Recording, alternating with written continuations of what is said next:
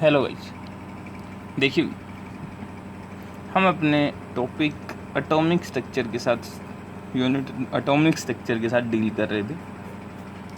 Last class में हमने Bohr's atomic model के साथ हम डील कर रहे थे।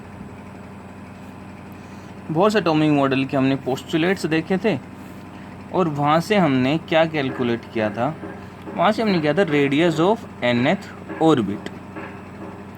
nth ऑर्बिट का हमने रेडियस फाइंड आउट किया था और n is equal to 0.529 n square by Z angstrom.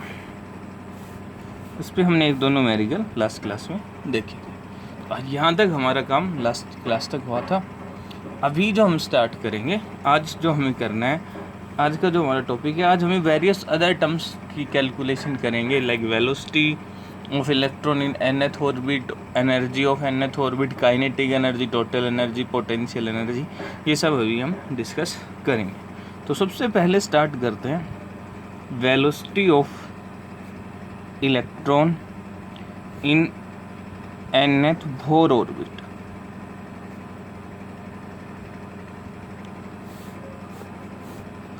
कोई आपके पास nth ऑर्बिट है बोर, उसमें वेलोसिटी क्या हो, तो वो ही आपके from Bohr postulates, Bohr postulate से हमें पता है क्या, mv square by r is equal to k Z E square by r square. And second आपका mvr is equal to nh upon 2 pi 1 and 2। यहाँ से आप क्या कीजिए, इस टर्म से हमने निकाला r की वैल्यू, आपकी r की वैल्यू क्या आ जाएगी, nh और 2 पाई mv।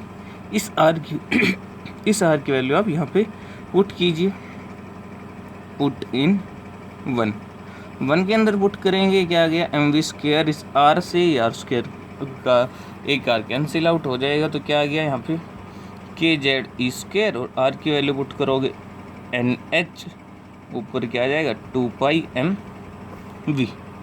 ठीक है भाई, इस v स्क्वायर से ये आपका v कैंसिल, इस m से ये आपका m कैंसिल, तो यहाँ से v क्या आ गया आपके पास, K Z E square 2 pi divided by N H, ये आपके पास आ गया।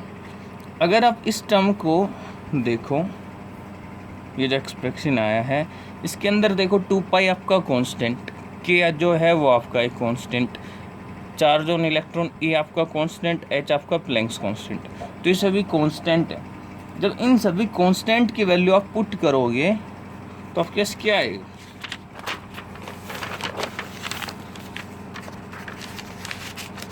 जब इन सभी कांस्टेंट की वैल्यू पुट करो तो वेलोसिटी जो आएगी आपके पास nth ऑर्बिट की, वो आएगी 2.18 into 10⁻⁶ Z by N metre per second. क्या आएगा, Z by N metre per second. तो यहाँ से ये आपको याद रखना है, पीछे वाला याद रहे ना रहे ये आपको ज़रूर याद रखना है, बिकॉज न्यूमेरिकल्स में ये आपका काम आने वाला है। यहाँ से हमें पता लग गया वेलोसिटी जो है nth ऑर्बिट की डायरेक्टली प्रोपोर्शनल है जेड के, इनवर्सली प्रोपोर्शनल है एन के। आर क्या था, आर आपका डायरेक्टली प्रोपोर्शनल था एन स्क्वायर के, इनवर्सली प्रोपोर्शनल था किसके, जेड के। यहाँ से क्या पता लग गया, एज नंबर ऑफ सेल या फिर ऑर्बिट आपका इंक्रीज, अगर नंबर ऑफ सेल या ऑर्बिट आपका इंक्रीज करेगा, एन इंक्रीज करेगा, तो वेलोसिटी क्या करेगी, decrease. Then velocity of electron decrease करेगा। अगर आपके पास 2 ऑर्बिट हैं, उनके अंदर आपको वेलोसिटी निकालनी है, v1 बाई v2 किसके इक्वल आएगी, z1 by z2 into n2 by n1। अगर एटम सेम है, फॉर सेम एटम, तो आपका z1 z2 इक्वल रहेंगे, सो v1 बाई v2 आपका किसके इक्वल आ जाएगा, n2 बाई n1। ये आपको याद रखना है, न्यूमेरिकल्स में आपके काम आएगा। अभी कुछ ग्राफ्स के साथ डील करते हैं, वेलोसिटी वर्सेस एन। हाँ भाई, n के इन्वर्सली प्रोपोर्शनल है, वेलोसिटी क्या है 1/n। तो आपका जो ग्राफ आएगा वो कैसा आएगा, ऐसा ग्राफ आपको देखने को मिलेगा। ये आपकी nth ऑर्बिट की वेलोसिटी और ये आपका n। अगर आपको z के विद रिस्पेक्ट टू करना है वेलोसिटी वर्सेस z, तो हमें पता है v जो n जो है वो डायरेक्टली प्रोपोर्शनल है किसके, z के। तो ये क्या आ जाएगा आपका स्ट्रेट लाइन कर पासिंग थ्रू ओरिजिन। ठीक है भाई, ये आपके ग्राफ आ गए। सो अभी हम अपनी नेक्स्ट उसके बारे में बात करते हैं। एक दो अगर आपसे, चलो सपोज करो कोई क्वेश्चन पूछता है आपसे XYZ, हम ऐसे कंसिडर कीजिए lithium 2 positive, calculate the ratio of velocity of electron in third and fourth orbit of lithium 2 positive ion. हाँ भाई, आयन आपका सेम ही है लेकिन ऑर्बिट क्या है, अलग अलग। हमें पता है V1/V2 जो है वो आपका किसके इक्वल आएगा, N2/N1। सो ये किसके, सॉरी ये आपका V1/V2 ना हो गया क्या है V3/V4। इसको आप ऐसे लिख लीजिए V3/V4। nth ऑर्बिट है वो किसके इक्वल आएगा N4/N3, वो क्या है 4/3। ये आपका रेशियो ईजिली आप कैलकुलेट कर पाओगे। तो इस पे सिंपल से न्यूमेरिकल्स हैं जो हम अभी फर्दर डील करेंगे, एक साथ डील करेंगे, बिकॉज वो एनर्जी के साथ रिलेटेड आएंगे, रेडियस के साथ रिलेटेड आएंगे। अभी यहाँ पे एक दूसरी टर्म आती है जिसको हम बोलते हैं time period. Time period of electron in the nth force orbit.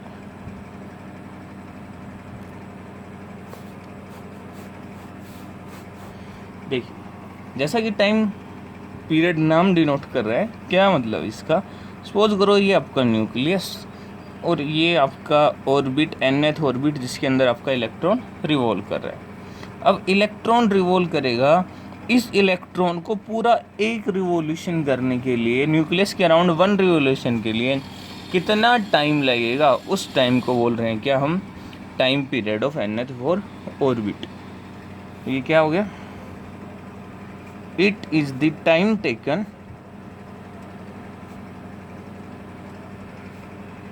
by the electron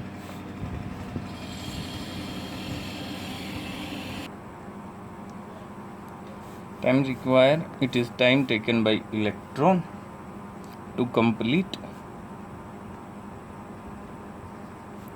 one revolution around nucleus। ठीक है, यहाँ पे आपका टाइम आपको पता है किसके इक्वल होता है, डिस्टेंस अपॉन स्पीड और वेलोसिटी वी कैन से। अगर हमने कंसिडर किया इस ऑर्बिट का रेडियस क्या है r, तो टाइम जो है डिस्टेंस कितना हो जाएगा टोटल, पूरा ऑर्बिट का सरकमफ्रेंस जो किसके इक्वल रहेगा आपका 2πr, एंड वेलोसिटी v आपको पता है।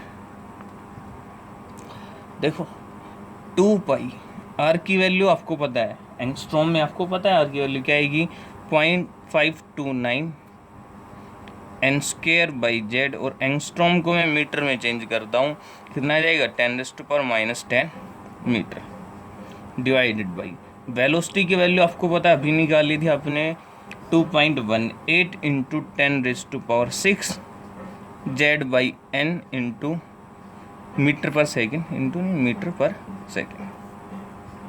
सो जब इस टर्म को आप सोल्व करोगे, इन कैलकुलेशंस करोगे, तो आपके पास टर्म आएगी 1.52 into 10⁻⁻16 n³/z² second.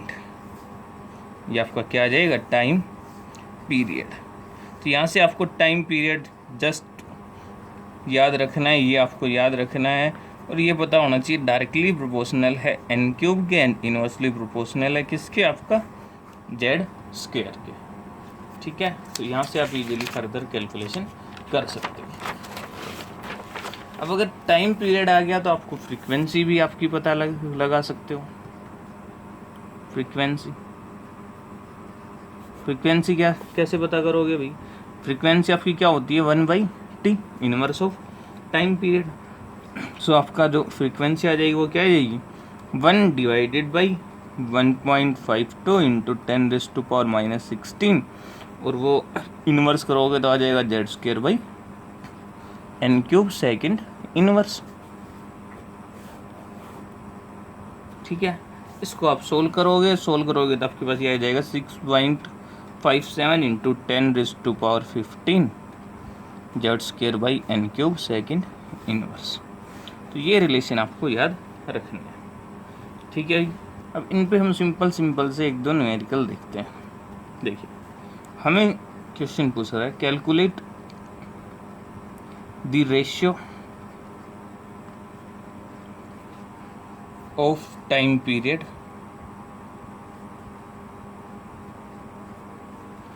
for second orbit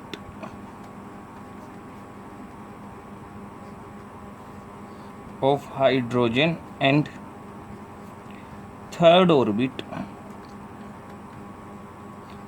of helium positive। देखिए, आपको Z1 गिवन है hydrogen that means 1, Z2 given है helium 2 positive that means 2, N1 आपका गिवन है सेकेंड ऑर्बिट एंड N2 आपका गिवन है थर्ड ऑर्बिट। वो आपसे टाइम पीरियड का रेशियो पूछ रहा है। सो T1/T2 हमें बताया हमारा जो टाइम पीरियड है वो डायरेक्टली प्रोपोर्शनल है किसके? n³ के। सो n1³ divided by n2³ n1³ divided by n2³ into inversely proportional है किसके? Z² के। सो Z2² divided by Z1²।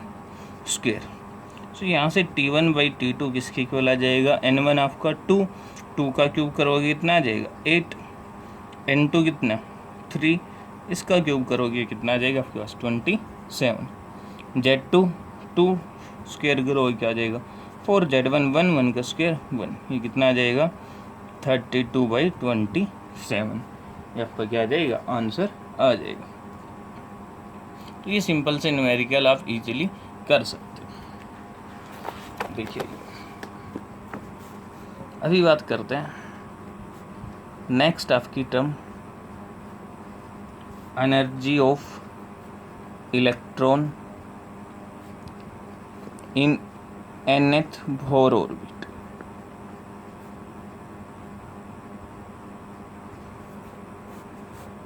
Electron की एनर्जी बतानी है आपको किसमें? nth बोर ऑर्बिट में।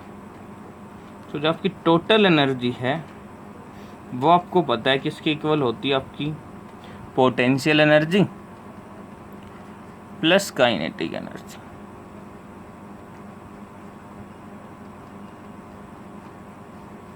टोटल एनर्जी का हमें पता है और हमें ये पता है हमारी जो काइनेटिक एनर्जी होती है वो किसके इक्वल होती है? 1/2 mv²। 1/2 mv²। अभी हमें क्या कर रहे हैं? हमें पता है, देखो, फ्रॉम बोर पोस्टुलेट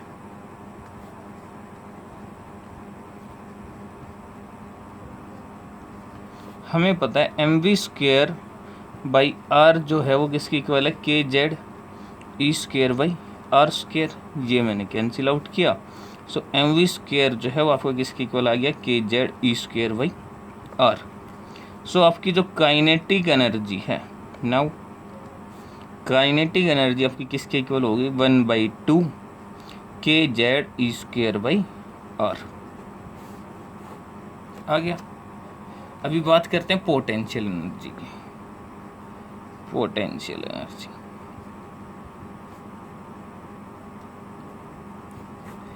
देखिए भाई, कोई आपके दो चार्जेज हैं, एक है Q1 एक है Q2। इन दोनों के बीच में डिस्टेंस आपका R, डिस्टेंस कितना आपका R। तो इनके बीच में जो पोटेंशियल एनर्जी रहेगी फिजिक्स में आप निकालोगे वो होती है -k Q1 Q2 divided by R। हमारे केस में क्या है? एटम है, ये न्यूक्लियस और ये इसके अराउंड आपका इलेक्ट्रॉन रिवॉल्व कर रहा है। इस पे चार्ज कितना है, Z E number of protons into charge of proton. ये आपका डिस्टेंस कितना हमने माना है आर, और इस इलेक्ट्रॉन पे चार्ज कितना है ई। सो पोटेंशियल एनर्जी कितनी आ गई, माइनस के Q1 कितना हो गया, Z E Q2 E divided by R. So potential energy क्या आ गई, minus K Z E square by R. ये आपकी आ गई पोटेंशियल एनर्जी। अब आप जरा एक बार देखना, काइनेटिक एनर्जी और पोटेंशियल एनर्जी दोनों एक्सप्रेशन पे आप एक बार नज़र डालिए। अगर आप इसको देखोगे तो आप ये चीज़ ईजिली एनालाइज कर पाओगे। जो आपकी पोटेंशियल एनर्जी है वो ट्वाइस है किसके, काइनेटिक एनर्जी के। अगर मैं इस टर्म को 2 से मल्टीप्लाई करूँगा तो ये क्या आ जाएगा, K Z E square by R. ये भी क्या है, K Z E square by R. But magnitude क्या डिफरेंट, ये पॉजिटिव है, ये आपकी नेगेटिव है। सो यहाँ से हम लिख सकते हैं, सपोज करो इसको हमने बोल दिया 1, इसको हमने बोल दिया 2। यहाँ से हम क्या लिख सकते हैं, यहाँ से हम बोल सकते हैं फ्रॉम 1 and 2।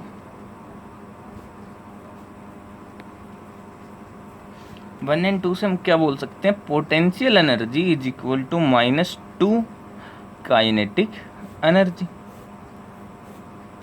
बोल सकते हैं, बिल्कुल।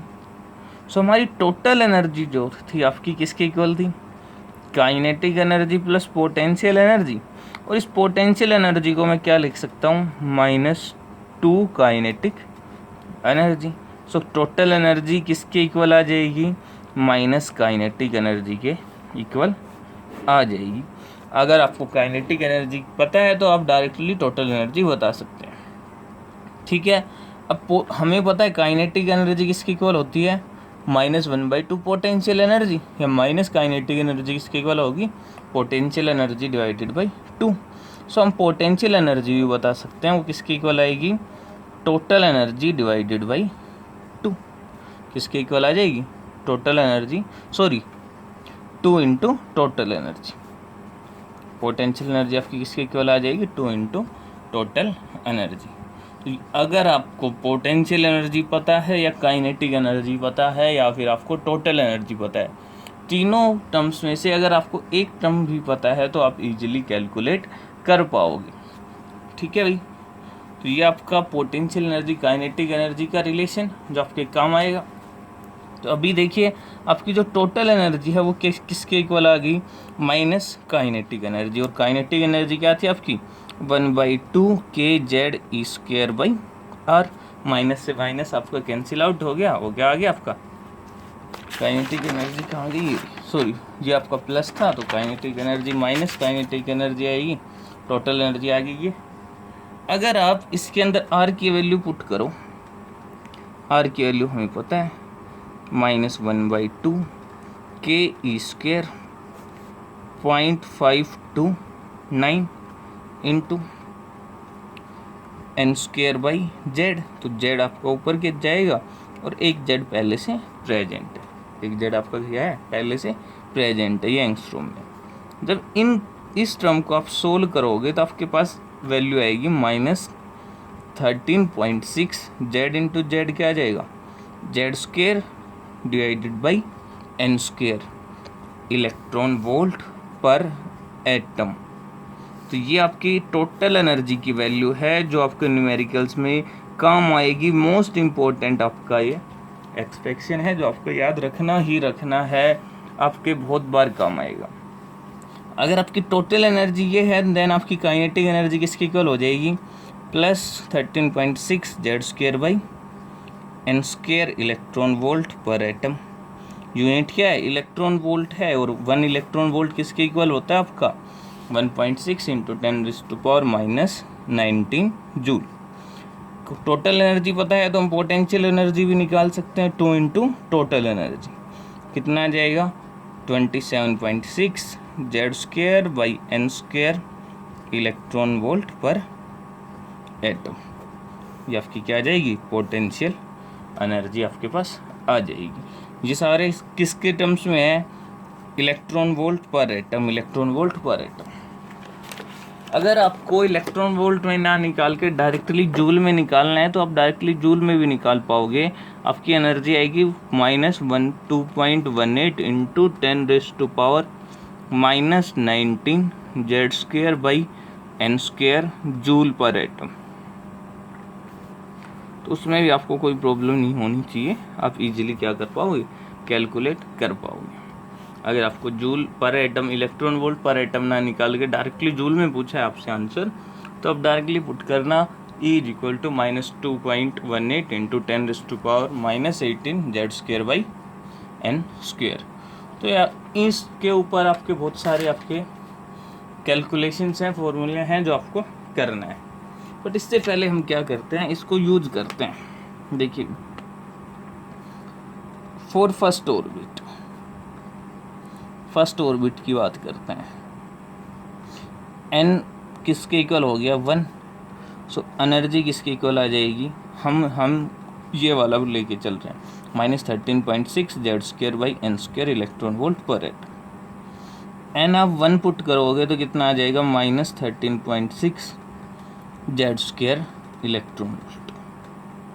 ये किसके आ गया E1। फॉर सेकेंड ऑर्बिट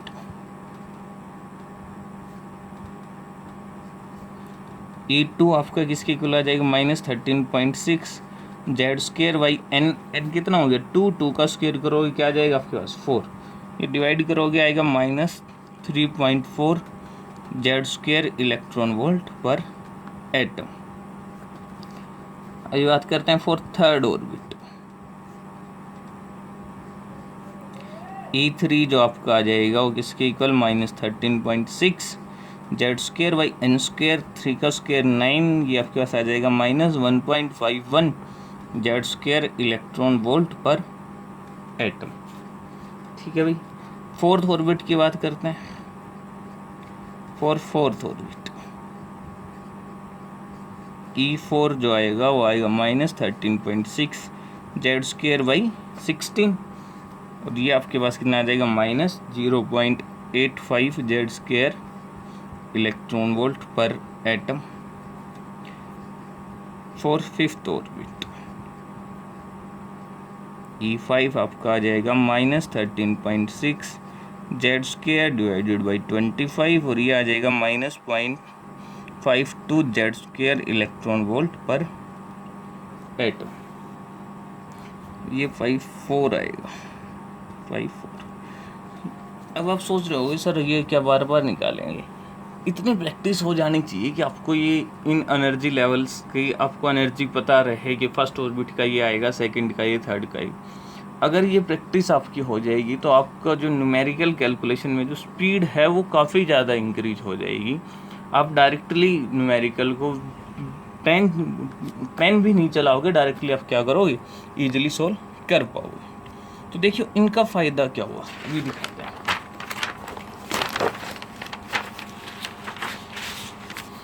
देखो ये आपका फर्स्ट ऑर्बिट, ये सेकंड, ये थर्ड, ये फोर्थ ऑर्बिट, और ये फिफ्थ ऑर्बिट। ये आपके पास ऑर्बिट है। ये n = 1, ये आपका 2, ये आपका 3, ये आपका 4 एंड ये आपका 5। इसकी आपने एनर्जी निकाल ली -13.6 Z²। इसकी आपने निकाल ली -3.4 Z²। ये आपका आ गया -1.51 Z²। ये आपका आ गया -0.85 Z², और ये आ गया आपका -0.54 Z²। अभी अगर हम आपको डेल्टा E निकालना है, डेल्टा E किसको ले रहे हैं हम, E2 - E1। कितना आ गया, E2 कितना है -3.4, माइनस क्या आ जाएगा +13.6 Z² आपका कॉमन। सो जब आपका डेल्टा E आएगा, जो फर्स्ट और सेकंड के बीच में जो आपका डिफरेंस है, एनर्जी डिफरेंस, वो आ जाएगा 10.2 Z²। That means first orbit और सेकंड ऑर्बिट के बीच का जो एनर्जी गैप है वो कितना है 10.2 Z²। ठीक है। डेल्टा ई ये आपका 2 1, ये आपका हम बोल रहे हैं 3 1, 3 and 1 के बीच है। चलो पहले 2 3 करते हैं, फिर 3 1 डायरेक्टली निकाल लेंगे। 2 3 की बात करते हैं। 2 3 में क्या आएगा, E3 या 3 2 लिखा जाएगा इसको, 2 3 में delta 3 2 E3 minus E2। So delta E3 2, E3 कितना है आपका -1.51 Z square minus minus plus 3.4 Z square.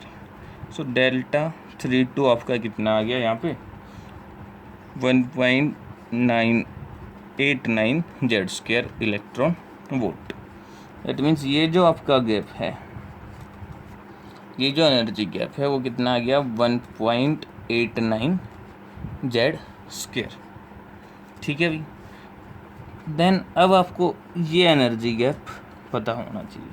इन दोनों के आप ऐड कर दो, या तो डायरेक्टली ऐड करोगे तो आपके पास आ जाएगा 12.09 जेड स्क्वायर। अगर आप इन तीनों एनर्जी गैप्स को याद रखते हो तो मोस्ट ऑफ न्यूमेरिकल आपसे यहीं तक पूछे जाएंगे। Electron jumps from ground level, first level इसको क्या बोलते हैं, इसको बोलते हैं ग्राउंड लेवल। ये भी आपको पता होना चाहिए। ग्राउंड लेवल के लिए एन क्या रहेगा 1, ये आपका रहेगा फर्स्ट एक्साइटेड लेवल, ये आपका रहेगा सेकंड एक्साइटेड स्टेट या लेवल, ये आपका रहेगा third excited level.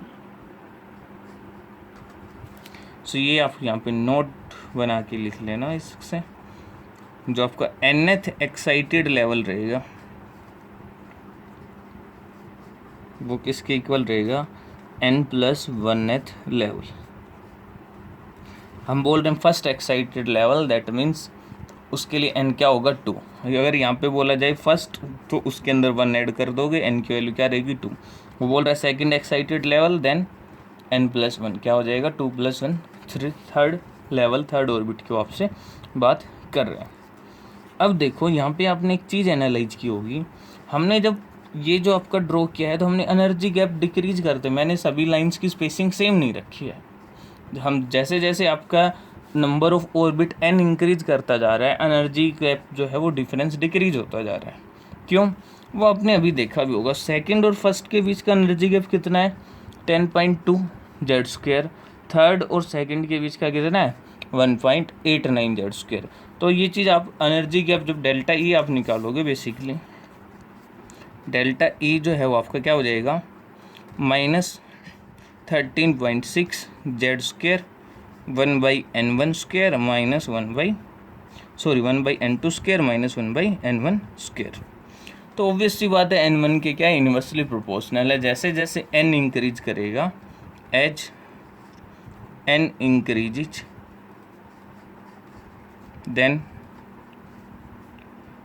Delta E, या फिर हम बोले difference in energy levels decrease.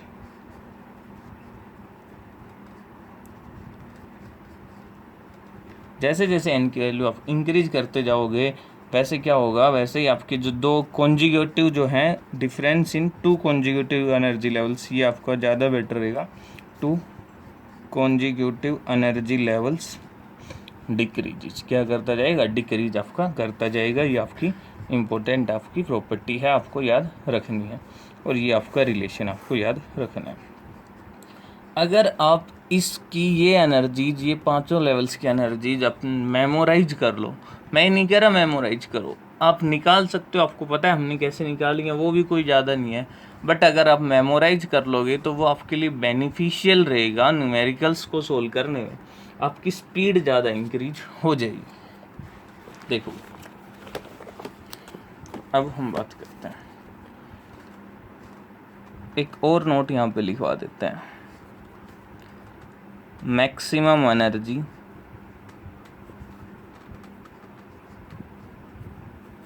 Of an electron in Bohr orbit. Bohr orbit के अंदर किसी भी इलेक्ट्रॉन की मैक्सिमम एनर्जी क्या हो सकती है, E = -13.6 Z square by N square, यही है। अब मैक्सिमम कब रहेगी भाई, nth बोर ऑर्बिट। जेड तो आपका फिक्स है कि आपने एटम ले लिया उसके अंदर, ठीक है। तो किस पे डिपेंड कर रहा है, n पे। अब आपने देखा लास्ट टाइम पे -13.6 -3.4 देन आपका -1.51। एनर्जी क्या हो रही है, नेगेटिव से इंक्रीज होती जा रही है। एनर्जी जो है वो नेगेटिव थी -13.6 बहुत कम, देन इंक्रीज हुई -3.4, देन फर्दर इंक्रीज हुई -1.51।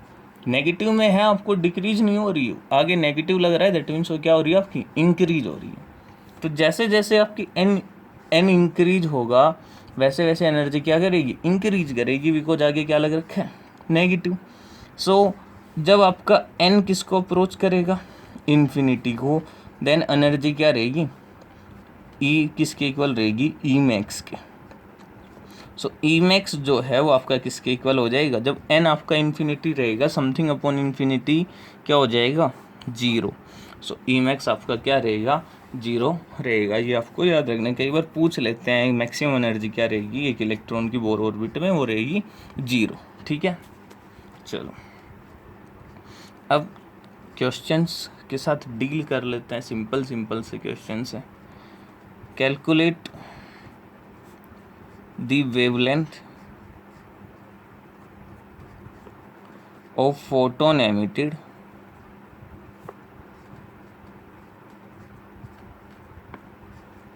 when electron jumps from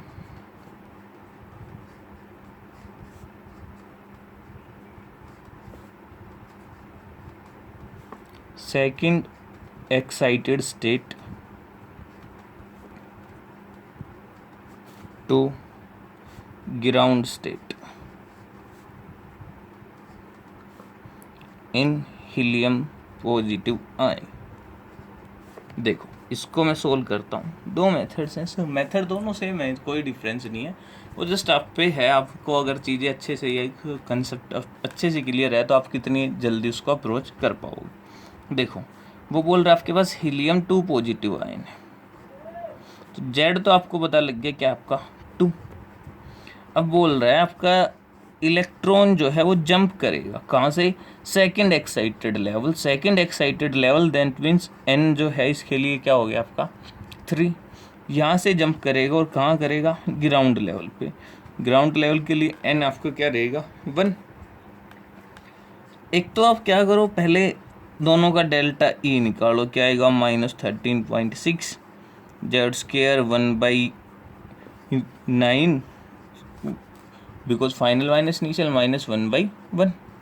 ये आप करोगे, ठीक है, तब आपकी इसकी वैल्यू आई, आपका क्या आ गया, डेल्टा ई -13.6 जेड स्क्वायर आपको पता है 4, ये आपका क्या आ जाएगा 8/9, माइनस का आएगा, माइनस माइनस प्लस हो जाएगा। एक आप इसको सोल्व करो। दूसरा आपको अगर वो याद है जो हमने पीछे किया था, थर्ड ऑर्बिट और आपके फर्स्ट ऑर्बिट का जो एनर्जी डिफरेंस था हमने डायरेक्टली निकाला था, वो कितना था 12.09 जेड स्क्वायर। सो आपको कुछ करना ही नहीं था, जस्ट 12.09 इंटू 4 आपका क्या आ जाएगा, आपका आंसर आपको मिल जाएगा। तो वही है, ये चीज़ें आपको जल्दी करेंगे। ये डेल्टा ई आएगा, वेवलेंथ नहीं आई है, ये चीज़ देख लो। उसने क्या पूछा आपसे, वेवलेंथ। ये क्या आ गया, इलेक्ट्रॉन वोल्ट। अब वो आपसे वेवलेंथ पूछ रहा है, तो हमें पता है आपकी जो डेल्टा ई है वो किसके इक्वल होती है, hc/λ के, और वो किसके इक्वल रहेगा 1240 electron volt nanometre divided by wavelength in nanometre. इसकी वैल्यू हमें पता है कितनी है, 12.09 into 4 is equal to 1240 electron volt nanometre divided by lambda, ये भी किस में, इलेक्ट्रॉन वोल्ट में। सो आपका लैम्डा आ जाएगा इजीली 1240 डिवाइडेड बाई 12.09 इंटू 4 किस में आ जाएगा, ये नैनोमीटर में। इसको आप कैलकुलेट कर लेना, जो आपका आंसर आएगा वो किस में आ जाएगा, नैनोमीटर में आपको मिल जाएगा। सो इससे आप इजीली कैलकुलेट कर पाओगे। एक और हम न्यूमेरिकल करते हैं, calculate the wavelength of photon absorbed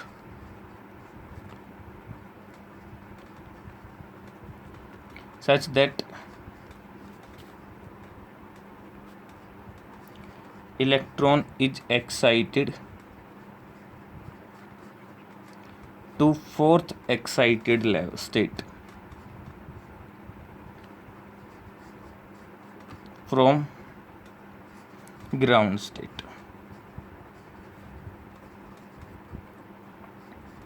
in hydrogen atom। देखिए भी क्या बोल रहा है, वो आपसे बोल रहा है कि वेवलेंथ बतानी है फोटोन की जो आपका एब्जॉर्ब होगा, किसके कब एब्जॉर्ब होगा, जब आपका इलेक्ट्रॉन जंप करेगा। इलेक्ट्रॉन इज एक्साइट होगा कहाँ से, excited to fourth excited level from ground level. That means ये अगर आपका ग्राउंड लेवल है तो ये आपका fourth excited level. Ground level के लिए एन आपका 1, एक्साइटेड के लिए जो एक्साइटेड लेवल गिवन है उसमें 1 ऐड करना है, तो ये क्या आ गया 5। इलेक्ट्रॉन को यहाँ से यहाँ जंप करना है, फोटोन आके इस पर फॉल करेगा, तो उस फोटोन की वेवलेंथ क्या चाहिए आपको, तो हमें डेल्टा ई पता होना चाहिए।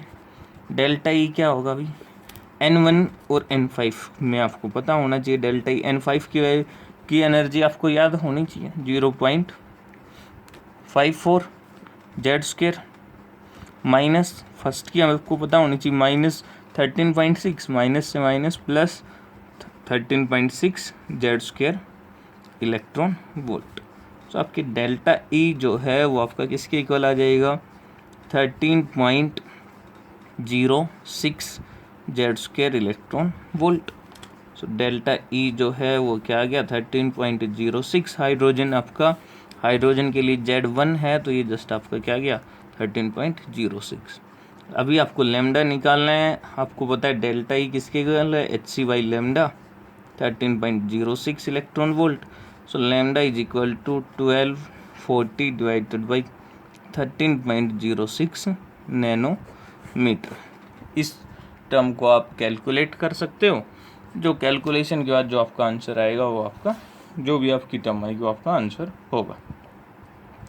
तो कुछ ऐसा हार्ड नहीं है, सब सिंपल से हैं। जो आपको याद रखने हैं वो मैं फिर से एक बार समरी बना देता हूँ। देखो समरी की बात करते हैं। आपका रेडियस nth ऑर्बिट का 0.529 n²/z angstrom. Velocity nth orbit की 2.18 10⁻⁶ z²/n आपका क्या आएगा मीटर पर सेकेंड। ठीक है, सॉरी ये क्या आएगा z/n मीटर पर सेकेंड। उसके बाद एनर्जी आपकी क्या आएगी -13.6 z²/n² electron volt per atom. अगर आपको जूल पर एटम चाहिए तो क्या आएगा 2.18 10⁻⁻18 z²/n² जूल पर एटम। ठीक है, उसके बाद क्या रहेगा आपका टाइम पीरियड आपका क्या आ जाएगा 1.52 × 10⁻⁻16 n³/z²। सेकेंड किस में आएगा n³/z² सेकेंड। ठीक है, वेलोसिटी जस्ट इसका रिवर्स कर दोगे टाइम पीरियड का, सॉरी वेलोसिटी नहीं फ्रीक्वेंसी जस्ट इसका रिवर्स कर दोगे, वो क्या आ जाएगा आपके पास 6.57 × 10⁻15 z²/n³ सेकेंड इनवर्स या हर्ट्ज। ये आपके रिलेशन आपको याद रखने हैं। और आपका जो हमने वो एक एनर्जी लेवल डायग्राम बनाया था, तो उन लेवल्स की एनर्जी और 2 एनर्जी लेवल्स का डिफरेंस आपको अगर आपको याद रख सको तो बेटर है, याद नहीं हो रहा है तो भी कोई दिक्कत नहीं है, आप प्रैक्टिस करोगे आपको निकालना आना चाहिए, आप इजीली कैलकुलेट कर पाओगे। उसमें कोई ऐसा नहीं है कि यार रटना ही पड़ेगा, ऐसा कोई भी हार्ड वो नहीं है। कर पाओ तो बेटर है, नहीं कर पाओ तो भी कोई प्रॉब्लम नहीं है, अपना न्यूमेरिकल सोल्व होगा, आपके क्वेश्चन सोल्व 100% होंगे। आपके बोर एटम का मोस्ट ऑफ कम हो गया है। अभी हमें स्पेक्ट्रा पढ़ना है, लाइन स्पेक्ट्रा हाइड्रोजन का, वो हम नेक्स्ट लेक्चर में डील करेंगे। Thank you.